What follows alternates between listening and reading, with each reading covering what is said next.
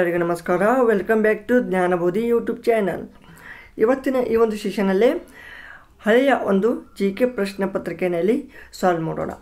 ಈ ಒಂದು ಪ್ರಶ್ನೆ ಪತ್ರಿಕೆಯ ಅಪ್ ಟು 35 1 to 35 ಈ ಒಂದು ಕ್ವಶನ್ಗಳನ್ನು ಈಗ ಆಲ್ರೆಡಿ ನೋಡಿ ಬಂದಿದ್ದೀವಿ. ಸೊ ಈ ಒಂದು ಸೆಷನಲ್ಲಿ ಮುಂದುವರಿದ ಭಾಗವನ್ನು ಡಿಸ್ಕಸ್ ಮಾಡೋಣ. Let's go. First question. ಈ ಸರಣಿಯ ಮುಂದಿನ ಸಂಖ್ಯೆಯನ್ನು ಕಂಡುಹಿಡಿಯಿರಿ. ಇಲ್ಲಿ ನೋಡಿ, ಒಂದು ಸರಣಿ ಇದೆ, ಸಿರೀಸ್ 4, 5, 9, 16, 26. ನೆಕ್ಸ್ಟು ಈ ಬಾಕ್ಸಲ್ಲಿ ಯಾವುದು ಬರುತ್ತೆ? ಇಲ್ಲಿ ನೋಡಿ, ನಿಮಗೆ ಏರಿಕೆ ಕ್ರಮ ಕಾಣ್ತಾ ಇದೆ, ಬಟ್ ಯಾವ ಥರ ಇನ್ಕ್ರೀಸ್ ಆಗ್ತಾ ಇದೆ ಅಂತ ಗೊತ್ತಿಲ್ಲ. ಇಲ್ಲಿ ನೋಡಿ, ಇದರ ಡಿಫ್ರೆನ್ಸ್ ಎಷ್ಟಿದೆ? 1 ಇದೆ. ಇದೆಷ್ಟು? 4 ಇದೆ. ಇಲ್ಲೆಷ್ಟು? 7 ಇದೆ. ಇಲ್ಲೆಷ್ಟು? 10 ಇದೆ. ಓಕೆನಾ? ಮತ್ತು ಈ 1, 4 ನಡುವೆ ಎಷ್ಟು ಡಿಫ್ರೆನ್ಸು? 3. 4, 7 ಮಧ್ಯೆ 3, 7, 10 ಮಧ್ಯೆ 3. ಅಂದರೆ ಇಲ್ಲಿ ಕಾನ್ಸ್ಟಂಟ್ ಡಿಫ್ರೆನ್ಸ್ ಕಂಡು ಬರ್ತಾ ಇದೆ. ಮತ್ತು 3ಅನ್ನು ಆ್ಯಡ್ ಮಾಡೋಣ. ಇಲ್ಲಿ ಎಷ್ಟು ಬರುತ್ತೆ? 13. ಈ 13 ಮತ್ತು ಈ 26 ಆ್ಯಡ್ ಮಾಡಿ. 26, 13, 9, 39. So answer is 39 is correct. 39 correct. 39 ಬರುತ್ತೆ ಇಲ್ಲಿ. ಅರ್ಥ ಆಯ್ತಾ? ಅಂದರೆ 1 ಸ್ಟೆಪ್ ಡಿಫ್ರೆನ್ಸ್ ನೋಡೋಕ್ಕಿಂತ 2 ಸ್ಟೆಪ್ ಡಿಫ್ರೆನ್ಸ್ ನೋಡಿ ಟ್ರೈ ಮಾಡೋದು. 1 ಸ್ಟೆಪ್ ಆಗ್ತಾಯಿಲ್ಲ ಅಂದರೆ 2 ಸ್ಟೆಪ್ ನೋಡೋದು. ಓಕೆನಾ? Next question. ಒಂದು ಸಂಖ್ಯೆಯಲ್ಲಿ ಏಪ್ರಿಲ್ ಅನ್ನೋದು ಈ ಥರ ಇಂಡಿಕೇಟ್ ಮಾಡಿದ್ರೆ ಆಗಸ್ಟ್ ಅನ್ನೋದು ಹೇಗೆ ಬರೀತೀರಿ? ಈಗ ಏಪ್ರಿಲ್ ಇದ್ದದ್ದು ಇದನ್ನು ಹೆಂಗೆ ಬರೆದಿದ್ದಾರೆ. ಸೊ ನೀವು ಇದನ್ನು ವೀಕ್ಷಣೆ ಮಾಡ್ಬೋದು. ಏಪ್ರಿಲ್ ಇದ್ದದ್ದು DSULO. ಓಕೆ. ಸೊ ಈಗ ನೀವೇನು ಮಾಡ್ತೀರಿ? ಎ ಮತ್ತು ಡಿ ಮಧ್ಯೆ ಎಷ್ಟು ಡಿಫ್ರೆನ್ಸ್ ಇದೆ ನೋಡಿ. BCD +3 +3. ನೆಕ್ಸ್ಟ್ P2S QRS ಇಲ್ಲಿ +3. ನೆಕ್ಸ್ಟ್ R2U STU ಇದು 3. ಇದು JKL 3. ಇದು MNO. ಅಂದರೆ ಡಿಫ್ರೆನ್ಸ್ 3 +3 ಆಗ್ತಾಯಿದೆ. ಇದೇ ಥರ ಆಗಸ್ಟ್ಗೂ ಟ್ರೈ ಮಾಡೋಣ. ಆಗಸ್ಟ್ ಏನು ಬರುತ್ತೆ? ABCD UVWX ಬರುತ್ತೆ. ಓಕೆ. ನೆಕ್ಸ್ಟ್ GHIJ ಬರುತ್ತೆ. DXJ. ಓಕೆನಾ? DXJ. ನೆಕ್ಸ್ಟ್ ಇಲ್ಲಿ ಮತ್ತೆ X ಬರುತ್ತೆ. TUV ಬರುತ್ತೆ. ಓಕೆನಾ? ಸೊ ನೆಕ್ಸ್ಟ್ UVW ಬರುತ್ತೆ. ಬಟ್ ಇಲ್ಲಿ W ಇಲ್ಲ, Y ಇದೆ. ಅಂದರೆ ಯಾವುದು ಕರೆಕ್ಟ್ ಬರುತ್ತೆ? ಆಪ್ಷನ್ 4 ನೋಡಿ. DXJ XVW. DXJ XVW ಇದು ಕರೆಕ್ಟಾ? ನೆಕ್ಸ್ಟ್.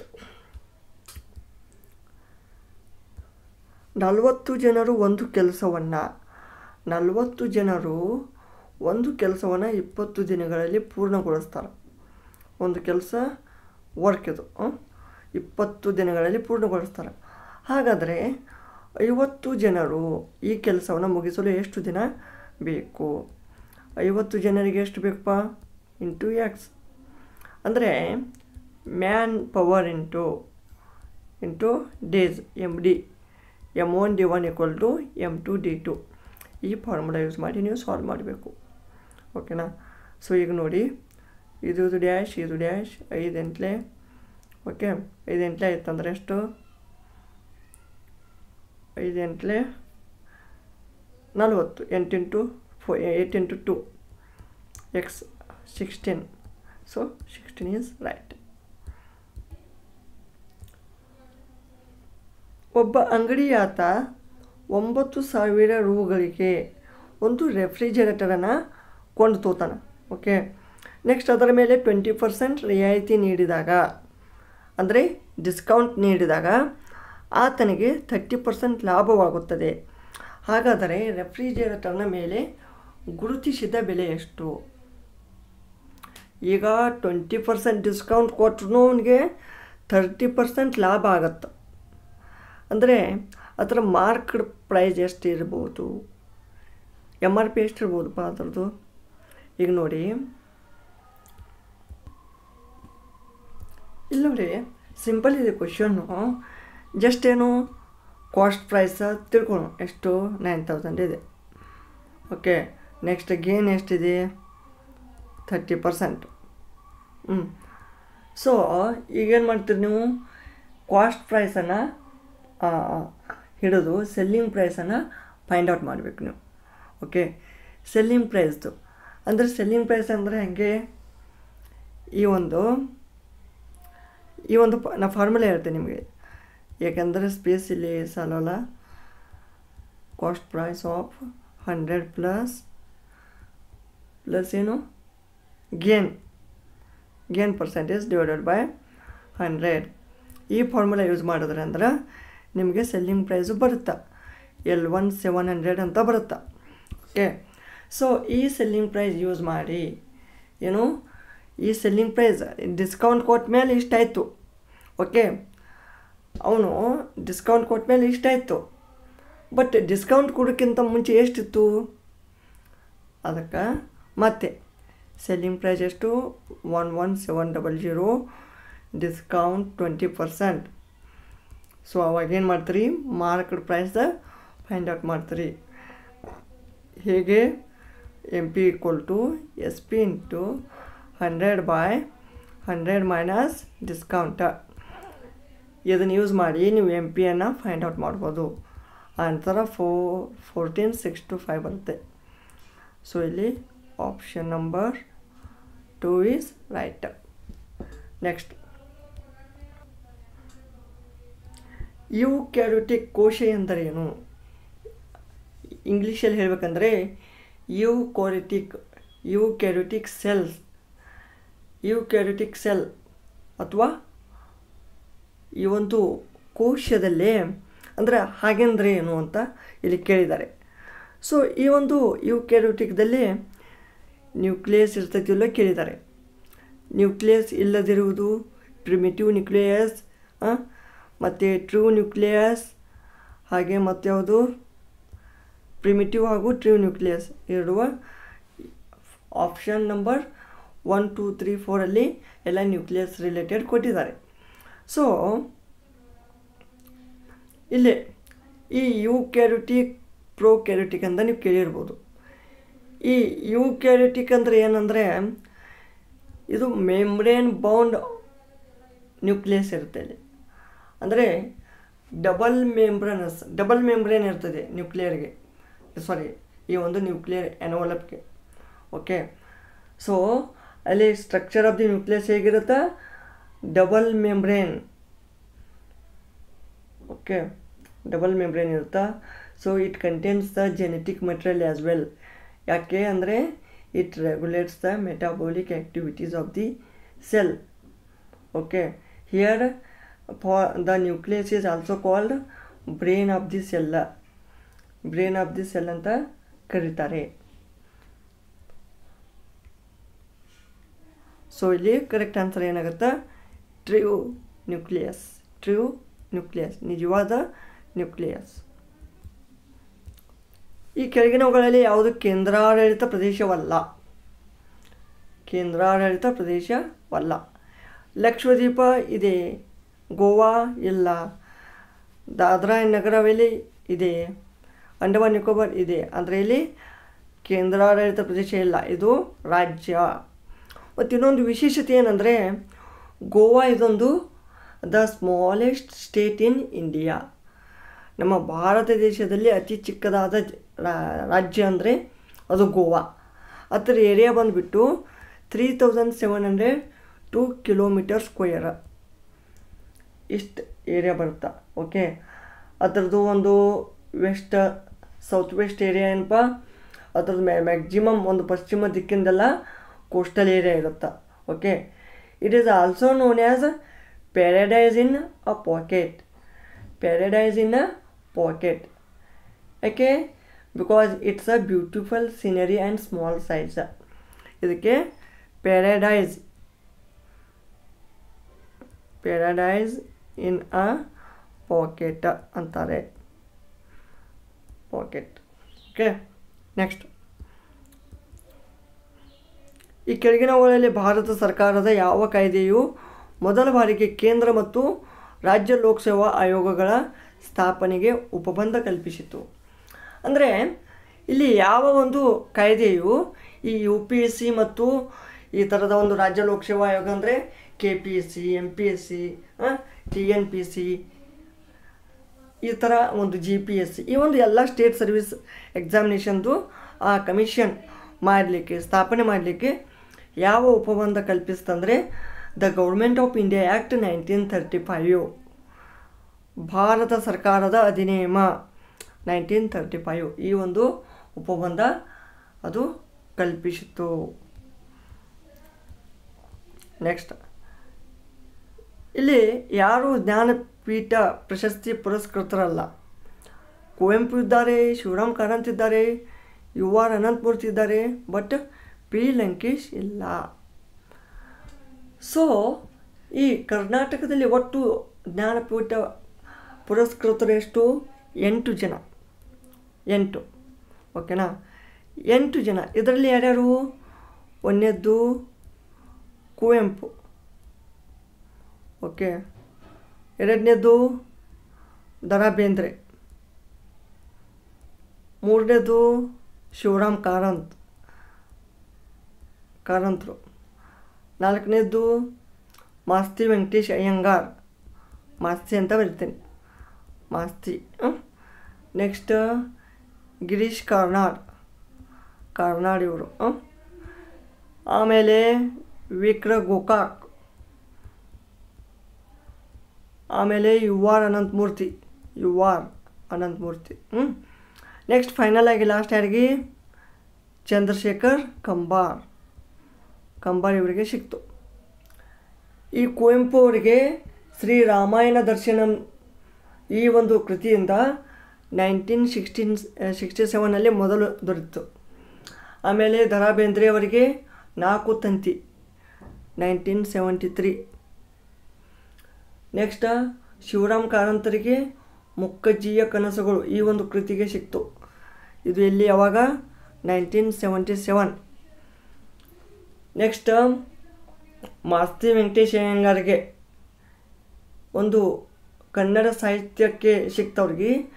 ಆ ಸಾಹಿತ್ಯ ಯಾವತ್ತಪ್ಪ ಅಂದ್ರೆ ಅದರಲ್ಲಿ ಒಟ್ಟು ಜಸ್ಟ್ ಅವ್ರದ್ದು ಎಲ್ಲ ಒಂದು ಕನ್ನಡ ಸಾಹಿತ್ಯದ ಕಾಂಟ್ರಿಬ್ಯೂಷನ್ಗೆ ಸಿಕ್ತು. ಸ್ಪೆಷಲಿ ರೆಫರೆನ್ಸ್ ಅಂದರೆ ಚಿಕ್ಕವೀರ ರಾಜೇಂದ್ರ, ಇದು 1983. ನೆಕ್ಸ್ಟ್ ಗಿರೀಶ್ ಕಾರ್ನಾಡ್ಗೆ ಇದು ಕನ್ನಡ ಸಾಹಿತ್ಯಕ್ಕೆ ಸಿಕ್ತು 1998. ನೆಕ್ಸ್ಟ್ ವಿಕ್ರ ಗೋಕಾಕ್ ಇವರಿಗೆ ಕೂಡ ಕನ್ನಡ ಸಾಹಿತ್ಯ, ಓಕೆ, 1990. ಆಮೇಲೆ UR ಅನಂತಮೂರ್ತಿ.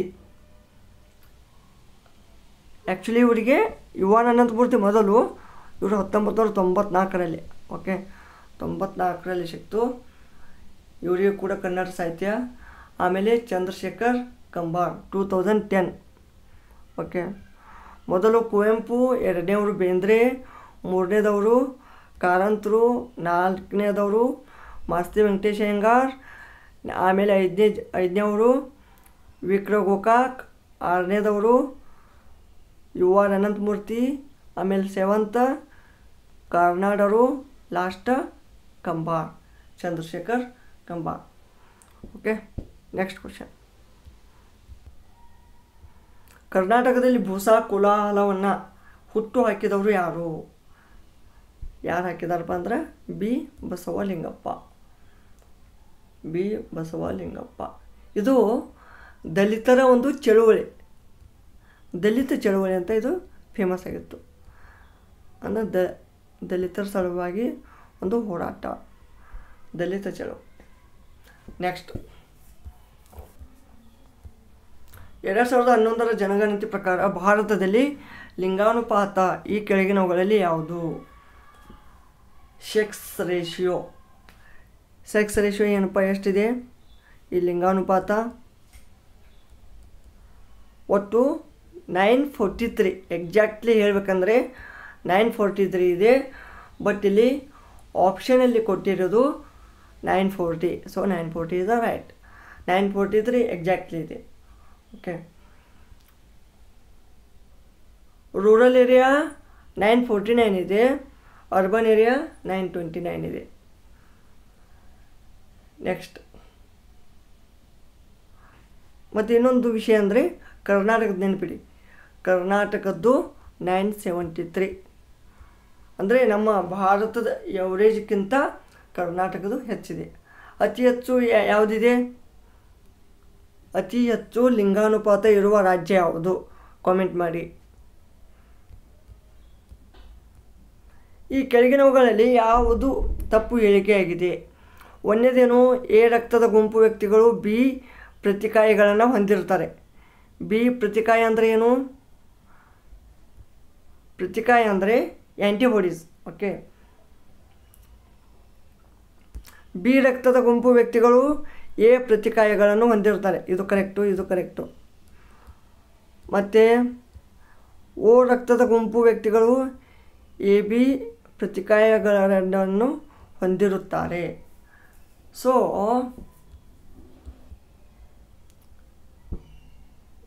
ಇದು 1 2 3 4 ಕರೆಕ್ಟ್ ಇದೆ.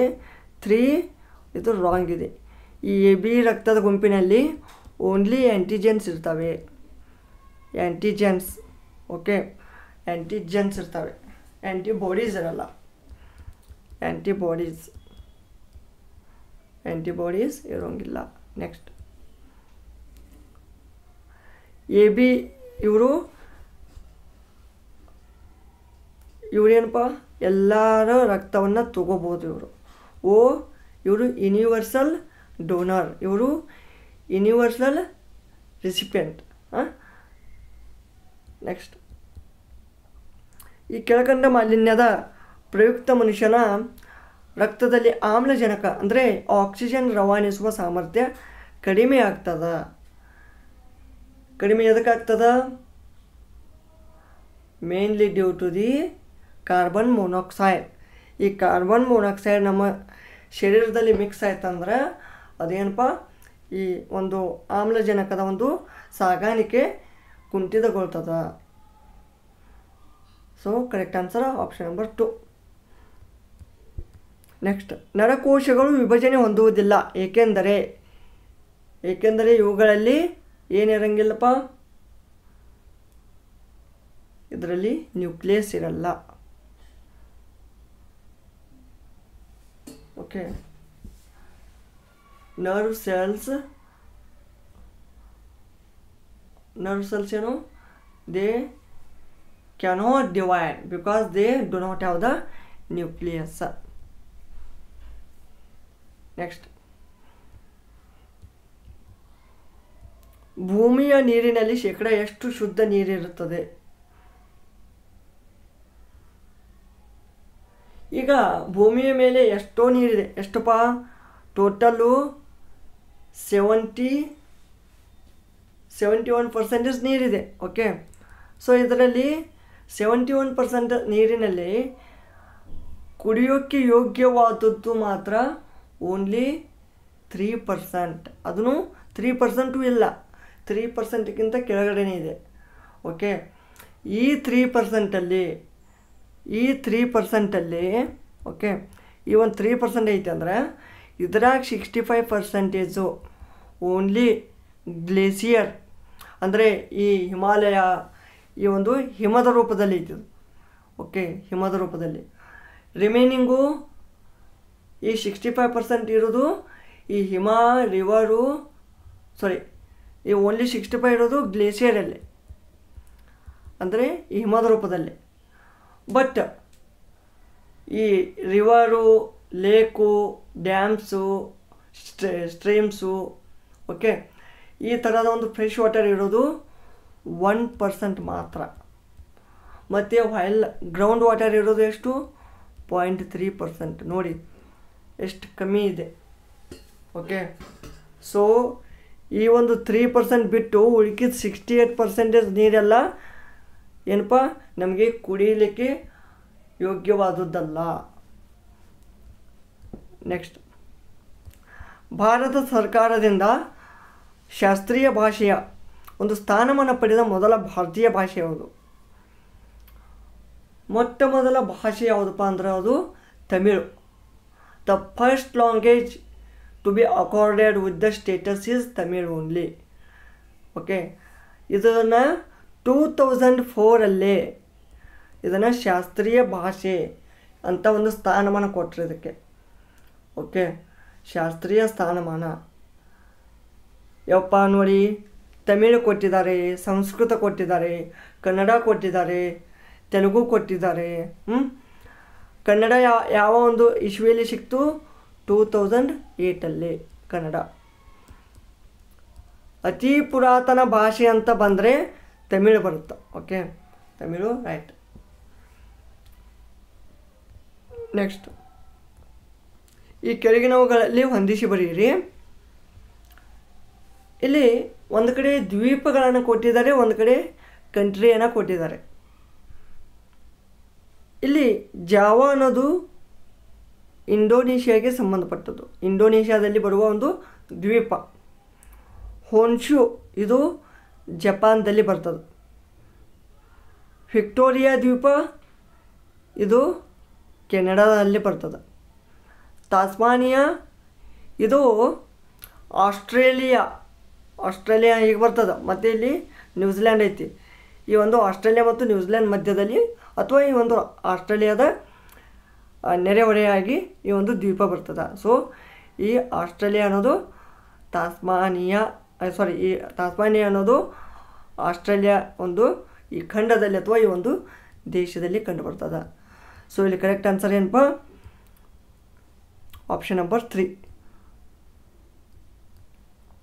ನೆಕ್ಸ್ಟ್, ಎಲ್ಲ ಕಶೇರುಕಗಳು ಸಾಮಾನ್ಯವಾಗಿ ಈ ಕೆಳಗಿನವುಗಳಲ್ಲಿ ಯಾವುದನ್ನು ಹೊಂದಿರ್ತವೆ?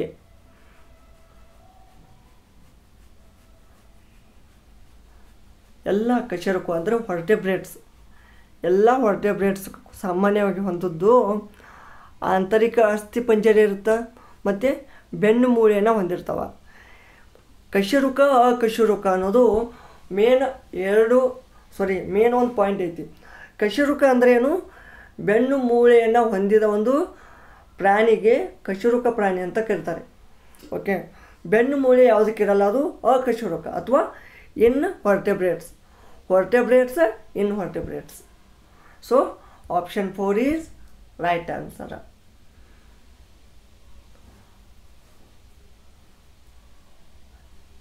ನೆಕ್ಸ್ಟ್,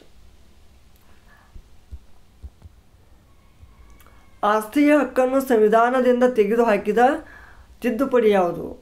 ರೈಟ್ ಟು ಪ್ರಾಪರ್ಟಿ ಅನ್ನುವ ಈ ಒಂದು ಫಂಡಮೆಂಟಲ್ ರೈಟನ್ನು ಡಿಲೀಟ್ ಮಾಡಿದ್ದು ಯಾವುದಂದರೆ 44ನೇ ತಿದ್ದುಪಡಿ. ಅದು ಯಾವ ಒಂದು ಇಸ್ವಿಯಲ್ಲಿ ಅಂದರೆ 1977 ಈ ಒಂದು ಅಮೆಂಡ್ಮೆಂಟ್ ಆಯಿತು. ಆವಾಗ ಇದನ್ನು 1977 ನಾಟ್ 97 1977 ಈ ಒಂದು ಇಸ್ವಿಯಲ್ಲಿ ಇದನ್ನು ರಿಮೂವ್ ಮಾಡಲಾಯಿತು. ಓಕೆನಾ? ಸೊ ಇದನ್ನು ಫಂಡಮೆಂಟಲ್ ರೈಟಾಗಿ ಡಿಲೀಟ್ ಮಾಡಿದ್ರು. ಓಕೆ, ಇದಿಷ್ಟು ಈ ಒಂದು ಇಂಪಾರ್ಟೆಂಟ್ ಕ್ವಶನ್ಗಳಾಗಿದ್ದು, ಮುಂದಿನ ಸೆಷನಲ್ಲಿ ಇನ್ನಷ್ಟು ಹೆಚ್ಚಿನ ಒಂದು ಕ್ವಶನ್ಗಳನ್ನು ಡಿಸ್ಕಸ್ ಮಾಡೋಣ. ಓಕೆ, ಮತ್ತು ಇದೇ ಥರದ ಒಂದು ನಿಮಗೆ ಓಲ್ಡ್ KPC ಕ್ವಶನ್ ಪೇಪರ್ ಆಗಲಿ, KE ಕ್ವಶನ್ ಪೇಪರ್ ಆಗಲಿ, ಅಥವಾ PC, PSI, TET, land surveyor, KS exam, ಈ ಥರ ಯಾವುದೇ ಒಂದು ಓಲ್ಡ್ ಕ್ವಶನ್ ಪೇಪರ್ ಬೇಕಾದರೆ ಈ ಒಂದು ಜ್ಞಾನಬೋಧಿ ಯೂಟ್ಯೂಬ್ ಚಾನಲಲ್ಲಿ ಈ ಒಂದು ಪ್ಲೇಲಿಸ್ಟ್ ಸಿಗುತ್ತಾ, ಅಥವಾ ಈ ಡಿಸ್ಕ್ರಿಪ್ಷನಲ್ಲಿ ಕೆಳಗಡೆ ಲಿಂಕನ್ನು ಕೊಟ್ಟಿರ್ತೀನಿ. ಆ ಲಿಂಕ್ಗೆ ಹೋಗಿ ನೀವು ಆ ಒಂದು ಕ್ವಶನ್ ಪೇಪರನ್ನು ರೆಫರ್ ಮಾಡ್ಬೋದು. ಧನ್ಯವಾದಗಳು.